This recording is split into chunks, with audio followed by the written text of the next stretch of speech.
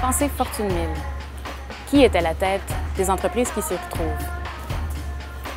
Pensez maintenant Fortune 500. Réfléchissez à qui dirige ces entreprises. Parfait. Combien de femmes y avait-il dans votre réflexion? On nous gave d'un discours qui nous dit que l'égalité est atteinte, qu'aujourd'hui tout est possible pour les femmes. Si tel est le cas, alors pourquoi est-ce qu'on n'y parvient pas? Mais surtout, pourquoi est-ce qu'on met encore l'emphase sur une solution qui est prédominante et qui jette encore la responsabilité sur les femmes, en disant « les femmes doivent avoir plus confiance en elles-mêmes ». Aujourd'hui, à vrai, à moi le monde.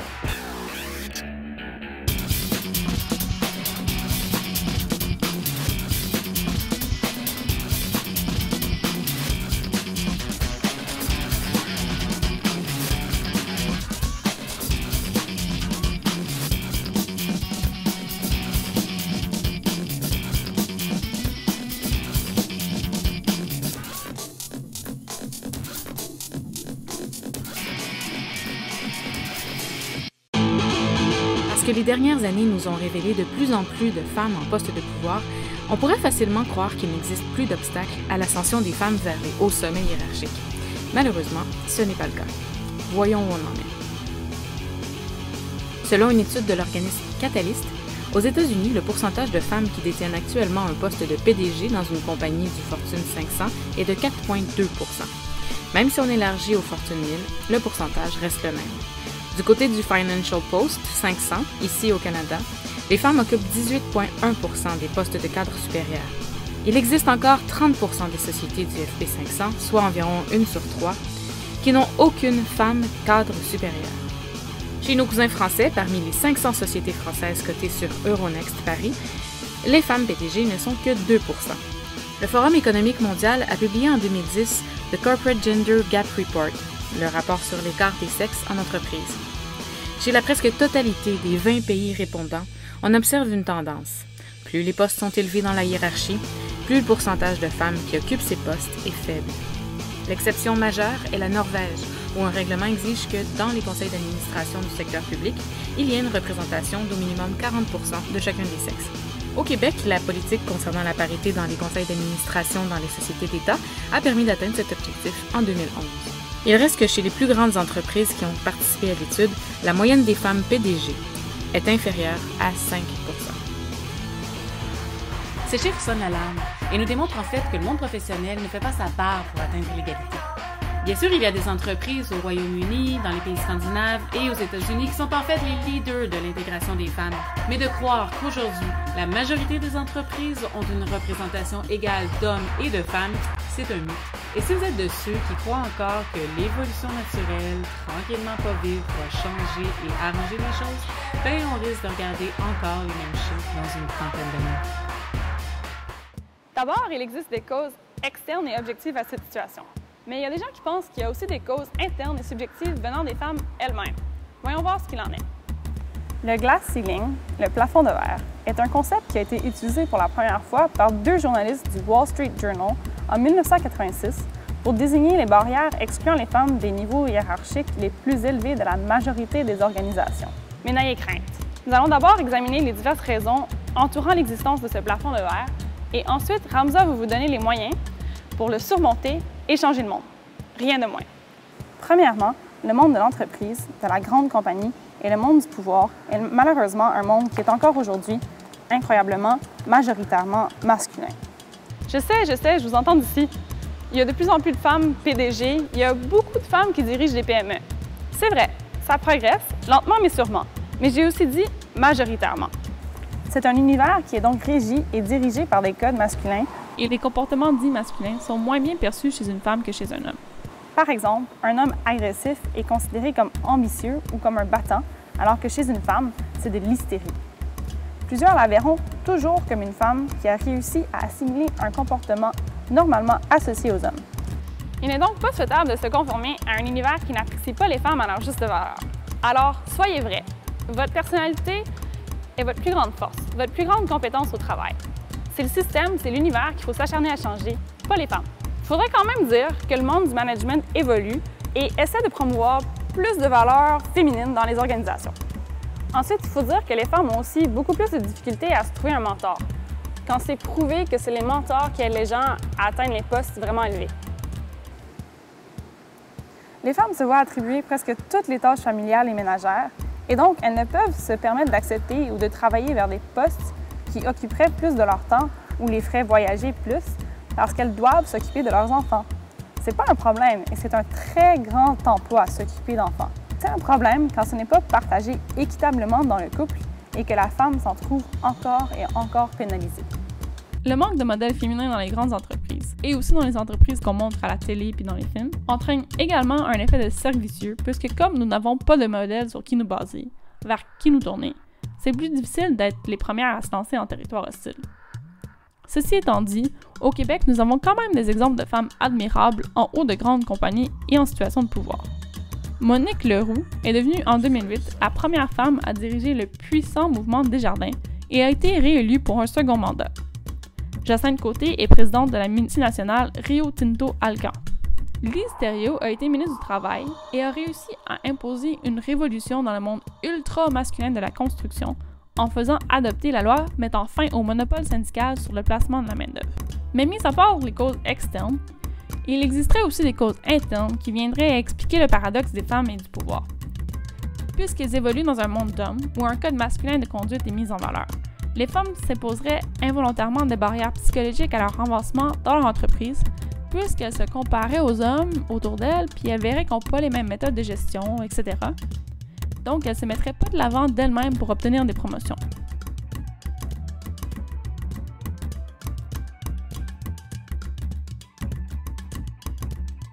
Il existe aussi de ceux qui blâment encore les femmes pour l'inégalité des genres. Alors, comment vouloir que les femmes se dissocient de ces stéréotypes quand c'est tout ce qu'elles entendent au quotidien, tout ce qu'elles vivent au travail? C'est pas qu'elles sont nécessairement moins ambitieuses ou compétitives que les hommes, c'est qu'on les juge tout le temps. Si elles sont très ambitieuses et compétitives, on dit qu'elles sont des piranhas qui veulent tout pour arriver à leur fin. Si elles manifestent ces qualités de manière moins traditionnellement masculine, on n'arrivera pas à les reconnaître et encore moins à les valoriser en disant qu'elles manquent d'ambition et de compétitivité.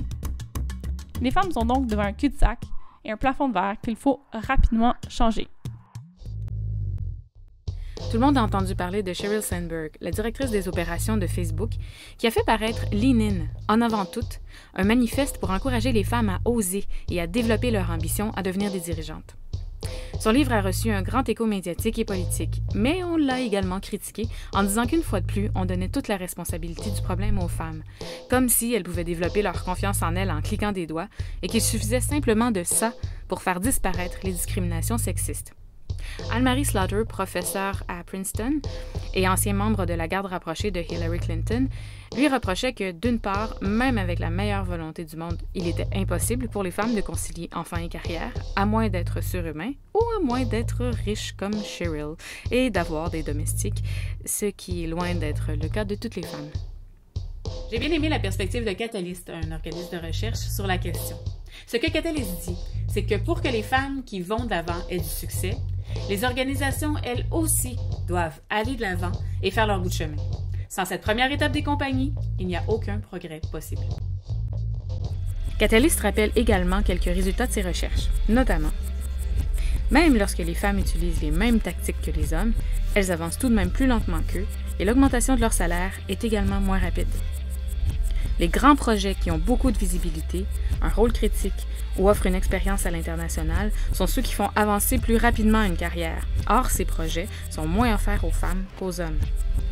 Avoir un mentor avant d'entreprendre une carrière comme MBA résulte en une compensation plus grande et un poste plus important. Mais ce résultat s'illustre davantage chez les hommes que chez les femmes. Les mentors masculins sont plus haut placés, ce qui amène plus de promotions et de plus grandes compensations. Les femmes aspirent autant que les hommes à être PDG. Seulement, elles font face à davantage de barrières, telles que l'exclusion des réseaux informels de réseautage, les stéréotypes et un manque de modèles féminins. Alors, en avant tout, quand les compagnies vont de l'avant, les femmes aussi vont de l'avant et prennent leur place comme leaders.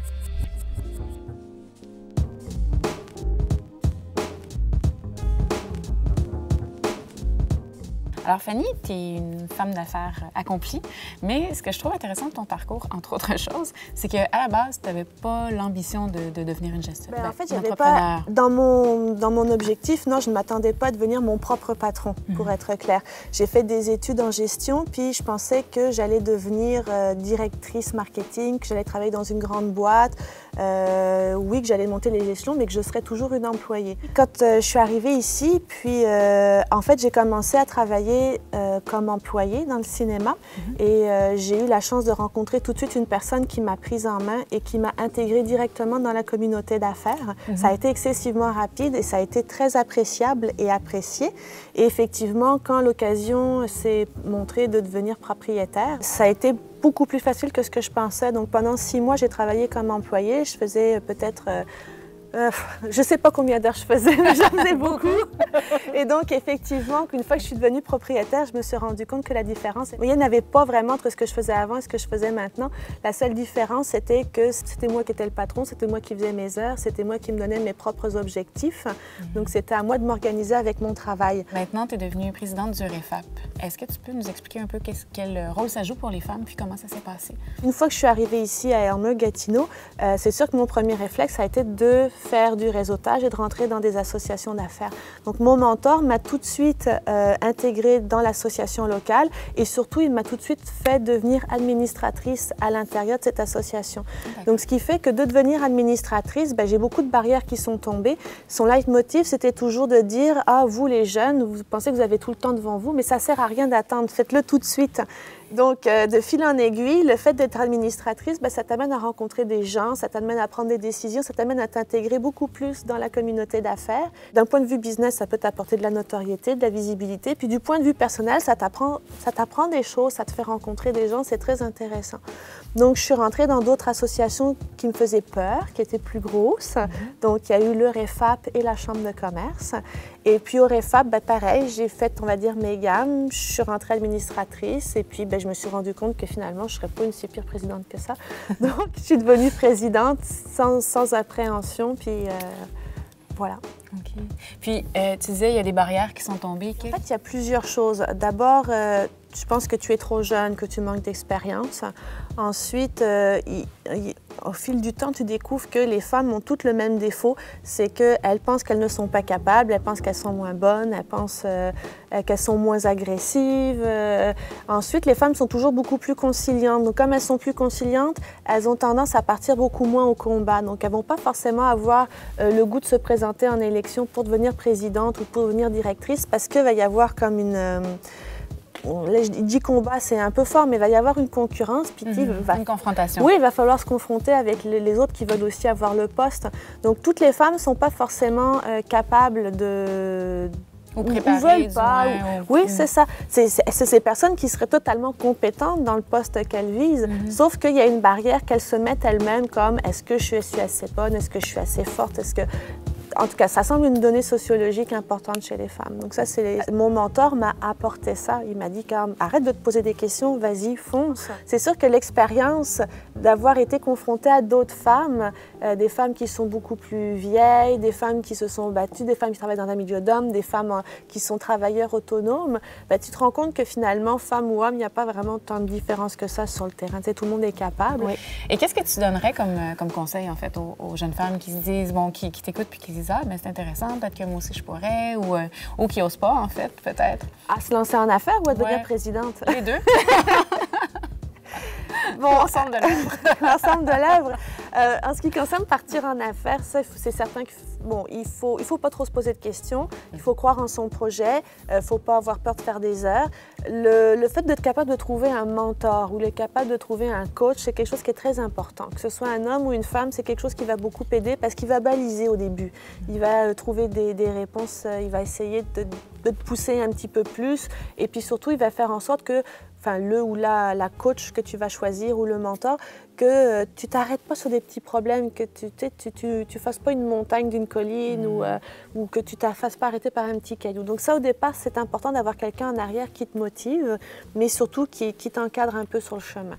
Bon, le réseautage, ça apporte énormément, comme je disais, au point de vue personnel et au point de vue professionnel. Donc oui, tu vas rencontrer des gens, oui, tu vas confronter tes idées, oui, tu vas aller rencontrer d'autres manières de faire, discuter, bon bref, sortir des fois de ton isolement professionnel quand tu es travailleur autonome. Mais des fois, comme 2-3 ans plus tard, tu vas avoir une question, tu vas dire « est-ce que tu connais ?» Et bon, il y a quelqu'un auquel tu n'avais pas pensé, que tu as rencontré il y a 2 ans, qui va tout simplement t'aider dans un projet. Donc, c'est juste, le réseautage apporte ça aussi. C'est pas forcément un gain à court terme, c'est aussi des fois à long terme. On ne sait jamais ce que ça peut donner, les portes qui peuvent s'ouvrir, ou tu te retrouves à la recherche d'un emploi, ou bon, le réseautage, ça va être ça aussi.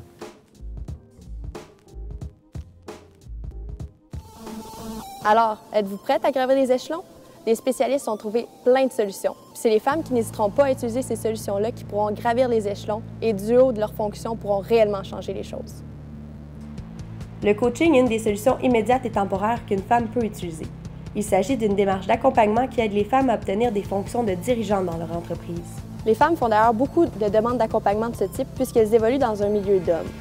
Les normes de travail qui sont implicites ont traditionnellement été établies pour les hommes, donc c'est normal qu'une femme ait plus de difficultés à s'adapter dans un contexte où dominent les hommes.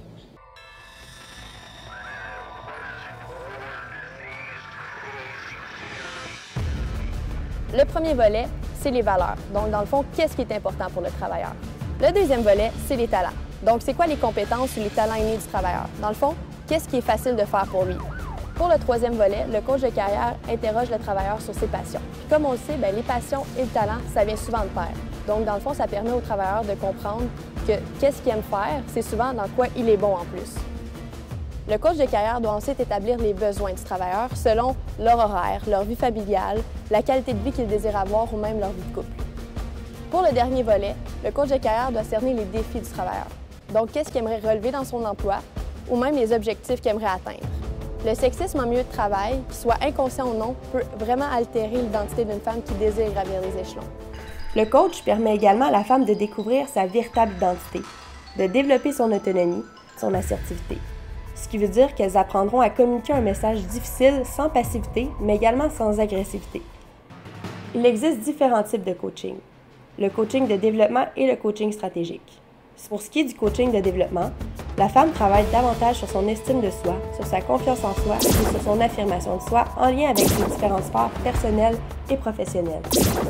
Le coaching stratégique, quant à lui, va permettre aux femmes de penser et gérer leur carrière et de faire des choix stratégiques par rapport à leur métier et leur fonction.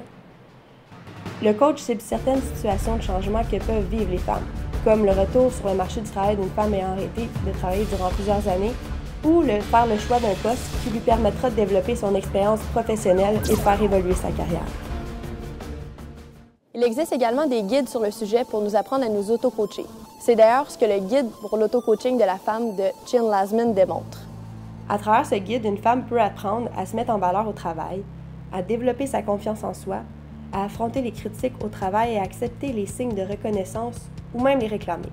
Le livre « Nice Girl Don't Get the Corner Office » explique les 101 erreurs inconscientes que les femmes font et qui détruisent leur carrière.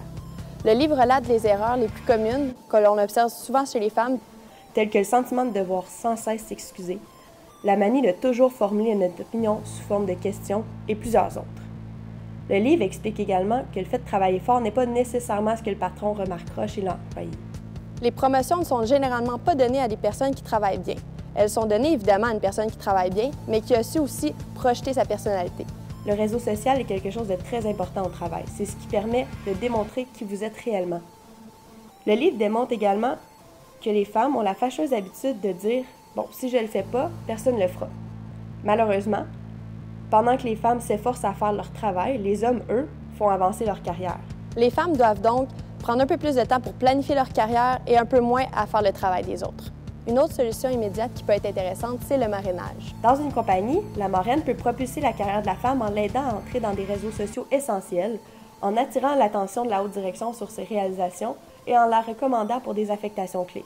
Les marraines peuvent également donner des conseils précieux et apporter du soutien à leurs protégés. C'est seulement une fois au pouvoir que les femmes pourront réellement changer les choses, parce qu'elles pourront enfin changer la structure des compagnies, ce qui en ferait une solution structurelle à long terme. C'est en travaillant tout ensemble que nous arriverons à un système totalement mixte qui accommode autant les deux sexes. C'est en utilisant plusieurs de ces solutions que nous arriverons individuellement à atteindre un but collectif. Ces trucs et techniques sont bien sûr de bons points de départ, mais je le répète, c'est le système qu'il faut changer. Parce que vous aurez beau appliquer à la lettre toutes les recommandations qui sont dans la chronique de Ramza, il demeure que c'est la structure qui est biaisée. Et, comme en témoigne, une autre belle étude de Catalyst, et oui, on les aime, auprès de travailleurs en administration des affaires intitulée « Le mythe du travailleur idéal ». Est-ce que faire toutes les bonnes choses fait vraiment avancer les femmes? C'est tout en anglais, mais il faut absolument que vous lisiez ça. Juste un petit exemple. À Go, on détruit un mythe. Lors du processus d'embauche de leur emploi actuel, les femmes autant que les hommes ont négocié pour un poste de niveau supérieur ou davantage de compensation. Résultat, les hommes qui ont indiqué qu'ils étaient prêts à travailler de longues heures ont négocié un salaire plus élevé et la possibilité de changer de poste lorsque cela était pertinent, ont eu des résultats positifs. Les femmes qui ont adopté la même stratégie ont reçu un salaire moindre que les hommes et que les employées féminines qui n'avaient fait aucune demande. Par contre, l'étude a aussi prouvé que de faire connaître ses réalisations et avoir accès à des personnes en poste de pouvoir, ça fonctionne bien pour l'avancement de carrière des femmes. Les sociétés sont toujours à la recherche des meilleurs talents, des meilleures idées, souhaitent toujours avoir une plus grande part de marché. Pour le succès des affaires, l'apport des femmes est essentiel. Compte tenu de cette réalité, plusieurs pays ont déjà mis en œuvre des politiques pour améliorer leur représentativité des femmes au sein des postes décisionnels. Catalyst a lancé aux sociétés canadiennes un appel à l'action afin d'augmenter la représentativité globale des femmes au sein des conseils d'administration et de la porter à 25 % d'ici 2017. Aux États-Unis, le projet 565 travaille pour que d'ici 5 ans, un tiers des postes d'avocat général des entreprises du Fortune 500 soient des femmes. Bien que les disparités entre les hommes et les femmes soient encore bien présentes dans les entreprises, il semblerait que les femmes sont l'avenir de l'entreprise. Selon une étude de McKinsey & Company, Women Matters, il semblerait que les entreprises où il y a une forte représentation des femmes dans les postes de direction soient les plus performantes. Voici ce que McKinsey & Co. conseille aux entreprises. Créer la transparence en mettant en place des indicateurs de mixité dans les entreprises. Mettre en place des mesures qui permettront de mieux concilier vie privée et vie professionnelle. Faire évoluer les processus de gestion des ressources humaines et finalement, aider les femmes à maîtriser les codes dominants et cultiver leur ambition. Alors allons-y, croyons en nos ambitions. Le monde est appartient.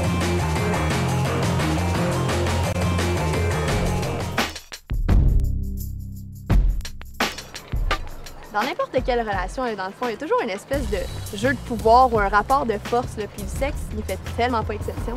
Chérie, c'est moi qui ai les menottes. C'est moi qui le fais. Mais non! Je parle pas des techniques sexuelles utilisées pendant les relations, là.